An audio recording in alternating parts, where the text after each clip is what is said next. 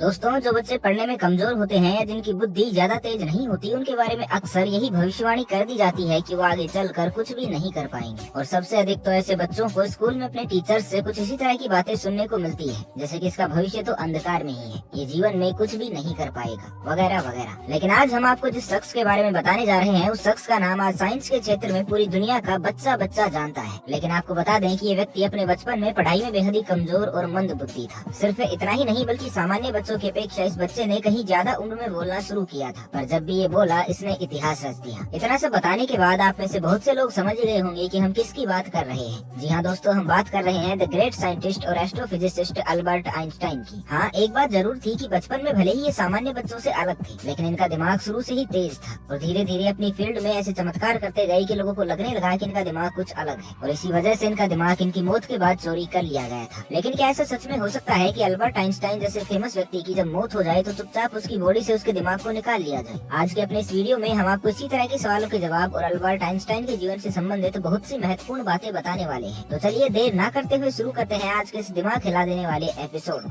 Albert Einstein का जन्म 14 मार्च 1879 को जर्मनी के वर्टेमबर्ग में हुआ था, जिनका पूरा नाम अल्बर्ट हेमन आइंस्टाइन था। एक फन फैक्ट ये है कि जब आइंस्टाइन पैदा हुए थे तो उनके सिर का आकार थोड़ा अजीब था, लेकिन समय बीतने के साथ उनके सिर का आकार सामान्य हो गया। उनका जन्म एक मध्यम वर्गीय यहूदी परिवार में हुआ था। आइंस्टीन के पिता का नाम हेमन आइंस्टीन और माँ का नाम पोलिन कोच था। उनके पिता एक सेल्समैन और इंजीनियर थे, जिन्होंने अपने भाई के साथ मिलकर एक इलेक्ट्रिक उपकरण बनाने वाली कंपनी की शुरुआत की थी। तो वहीं उनकी माँ पोलिन कोच एक गृहिणी थी और उसकी एक छोटी बहन भी थी जिसका नाम माजा था, जो उसके जन्म के 2 साल बाद पैदा हुई थी। आइंस्टाइन शुरू से ही पढ़ने में काफी कमजोर थे, क्योंकि उनकी मातृभाषा जर्मनी थी, लेकिन फिर भी उन्होंने बाद में इंग्लिश और इटालियन लैंग्वेज सीखी। आइंस्टाइन ने 2 शादियाँ की थी। उनकी पहली शादी मिलेना मरिक से 1903 में हुई थी, जिससे उनकी मुलाकात स्कूल में हुई थी, और 1902 में आइंस्टाइन के पिता की मृत्यु के बाद दोनों ने शादी कर ली। अल्बर्ट आइंस्टाइन की इस छोटी सी शादी से उनकी एक बेटी और 2 बेटे भी हुए थे, लेकिन 1919 में दोनों का तलाक हो गया, जिसके बाद आइंस्टाइन ने अपनी ही कजिन से शादी कर ली। जब इनका जन्म हुआ था तभी हॉस्पिटल में डॉक्टर ने महसूस कर लिया था कि इस बच्चे का सिर सामान्य बच्चे के आकार से कहीं ज्यादा बड़ा है और इनकी कुछ हरकतें भी अन्य बच्चों से अलग थी। धीरे धीरे बड़े होते होते इन्हें एबनॉर्मल चाइल्ड समझा जाने लगा, और इनके माता पिता कुछ समझ नहीं पा रहे थे कि आखिर इस बच्चे का इलाज कैसे और कहाँ पर करवाया जाए, क्योंकि ये पूरी तरह से असामान्य भी नहीं थे। कुछ चीजों में इनका दिमाग इतना तेज चलता था कि बड़े बड़े इंटेलिजेंट लोग भी हैरान रह जाते थे। लेकिन एक सबसे बड़ी समस्या ये थी कि इन्हें बोलना नहीं आता था। सामान्य बच्चे जहाँ 1 साल या 2 साल में बोलना शुरू कर देते हैं, लेकिन आइंस्टाइन जब 3 साल तक नहीं बोले तो ये बात उनके पेरेंट्स के लिए एक चिंता का कारण बन गई थी। उन्होंने पहली बार 4 साल में बोलना शुरू किया था, लेकिन फिर भी अपनी बात को स्पष्ट रूप से नहीं कह पाते थे, इसलिए ज्यादातर समय आइंस्टाइन चुप ही रहते थे। धीरे धीरे वक्त गुजरता गया और एक बार जब ये 9 साल के थे तब अपने परिवार के साथ डाइनिंग टेबल पर खाना खाते समय अचानक इन्होंने कहा कि सूप बहुत गर्म है। इनके पेरेंट्स इनके बोलने पर जितने खुश थे उससे कहीं ज्यादा हैरान थे, क्योंकि आइंस्टाइन ने बिल्कुल स्पष्ट शब्दों में अपनी बात कही थी। और जब उनसे उनकी माँ ने पूछा कि वो अभी तक इतना क्लियर क्यों नहीं बोलते थे, तो आइंस्टाइन का जवाब था कि अभी तक तो सब कुछ ठीक ही था। अब किसी भी बच्चे के ऐसे जवाब को सुनकर कोई क्या ही अंदाजा लगाएगा। वैसे आइंस्टाइन बड़े ही मजाकिया स्वभाव के थे और इनकी कुछ बातों पर लोगों को बड़ी हंसी भी आती थी, और कुछ आदतें बहुत ही विचित्र भी थी। जैसे कि अल्बर्ट आइंस्टाइन को मोजे पहनना बिल्कुल भी पसंद नहीं था और वो बहुत ही कम मोजे पहनते थे। यहाँ तक कि बड़ी बड़ी पार्टियों में भी वो बिना मोजे के ही चले जाते थे। उन्हें ऐसा लगता था कि जब एक चीज से काम चल सकता है तो 2 चीजें क्यों पहनना। कई बार वो लेक्चर देने भी बिना मोजों के ही चले जाते थे, लेकिन स्टूडेंट्स का ध्यान उनके लेक्चर और उनके कपड़ों से ज्यादा उनके खूबसूरत बालों पर होता था, क्योंकि आइंस्टाइन को बाल कटवाना भी पसंद नहीं था, इसलिए हमेशा ये बड़े और बिगड़े बाल ही रखते थे। इतने बड़े साइंटिस्ट और मैथमेटिशियन होने के बावजूद भी उनकी मेमोरी इतनी वीक थी कि वो नाम, डेट्स और फोन नंबर्स को भी याद नहीं रख पाते थे। स्कूल में इनकी गिनती हमेशा पढ़ाई में कमजोर बच्चों में की जाती थी, और तो और जब वे बड़ी क्लास में पहुंचे तो उनके टीचर इन्हें इसलिए पसंद नहीं करते थे क्योंकि उन्हें सिर्फ मैथ और साइंस ही पढ़ना पसंद था, और इसलिए ये केवल मैथ और साइंस में ही पास होते थे और बाकी सब्जेक्ट में ये फेल हो जाते थे। जब उन्होंने स्विस फेडरल पॉलिटेक्निक स्कूल में एडमिशन के लिए टेस्ट दिया तो उनका परफॉर्मेंस मैथ और फिजिक्स को छोड़कर बाकी सभी सब्जेक्ट में बहुत ही बुरा था, जबकि मैथ और फिजिक्स में उनका परफॉर्मेंस इतना अच्छा था कि स्कूल ने उन्हें एडमिशन देने का फैसला ले लिया था। अब यूँ तो इन्हें किताबी ज्ञान में बिल्कुल भी रुचि नहीं थी, ये हमेशा प्रैक्टिकल में इंटरेस्ट रखते थे, लेकिन फिर भी इन्होंने साइंस में कई ऐसी थीसिस दी जो बहुत ही ज्यादा महत्वपूर्ण है। फिर चाहे थ्योरी ऑफ रिलेटिविटी का सिद्धांत हो या E =